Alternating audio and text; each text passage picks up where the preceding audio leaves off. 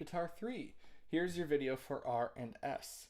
So first thing I'd like to say is letter R is literally like the same thing as letter F. So you've already done this.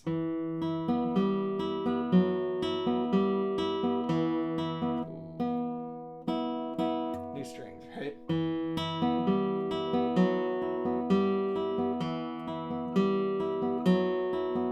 So you've already done that. If you don't have those fingerings for whatever reason written in your music, please go watch the videos and write them in. Or just figure it out. You're in Tasto, you got that. Now, only important note that I'd like to make about letter R, other than just the fact that you've already done it, is the crescendo at the very end of it, and the fact that you want to be in first position for starting that. So where we were playing it in second, use those open B, open, or open E, open B at the very end of R to get you back to first position, right? So now we have some double stops here at the beginning of S. So we have G and C. I love this part, it's so cool. There we go. So we have open one and then open open. I would play these with like, you could do PI, PM, or you could do IM, IA. Either one, whichever's more comfortable for you. I kind of like them both. So the next part is the same thing, same strings, but use your either third or second finger. I wrote in 2, but I actually kind of like 3 there. Yeah. So, like the top note would be 1 open, 1, 3. I like that. Changing it in my book. It's funny, sometimes I just change things on the fly, right? So, and then all of these are open Gs, right? So nothing too difficult. And you've already played this rhythm.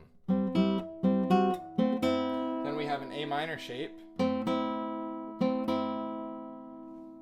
Then open B with F sharp G. And the composer says to play in second position there, so it'd be finger 1, then 2 on top. F sharp G, B, B in the bass.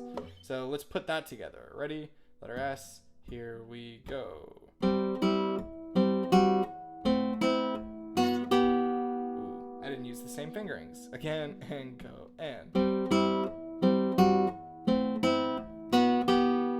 You could use 3 here if you really wanted to. It's not going to be that big of a deal. Then, because we're in second position, you'd have open 1, 2, 1, 2, 2. Those are your next couple notes. And then an open E right before that huge 16th note run with the crescendo, where we are going to go from literally as quiet as possible to as loud as possible.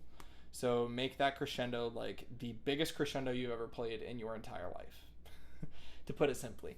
So we have open 1, 2, 1, 2, 2. Open 1, open 1, 2, 1, 2, 1, 4, 2, 2, 1, 1, open. Right? So let me see if I can put all of that together. I'll just say the finger numbers and then we'll do it without me saying anything, so you can focus on the crescendos and everything else yourself without, I'm not going to be talking during the performance, so obviously get it. But we'll do it under tempo and then at performance tempo, and then we'll be done. So here we go. Starting at the beginning, I'll say finger numbers for the top notes of the little, moving triad things. And then for everything else, you get the gist. So 1, 2, ready, and 1, open, 1, 3, 1, open, 1, 2, open, 1, 2, 1, 2, 2, open 1, open 1, 2, 1, 2, 1, 4, 2, 2, 1, 1, open. So our rhythm there, by the way, I don't think I went over it, is 1, 2, 3, and, sorry, I jumped the gun. Ready, and 2, 2, 3, and 3, and, why can't I speak? Can't speak. Ready, and here we go.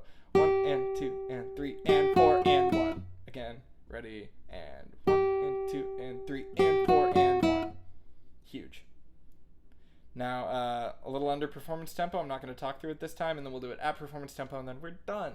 So here we go. 1, 2, ready, and.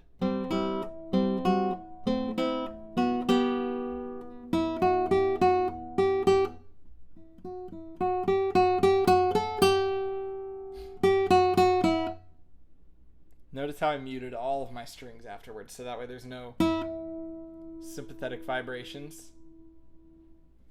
Now, full performance tempo, assuming we go that fast. So 1, 2, ready, and.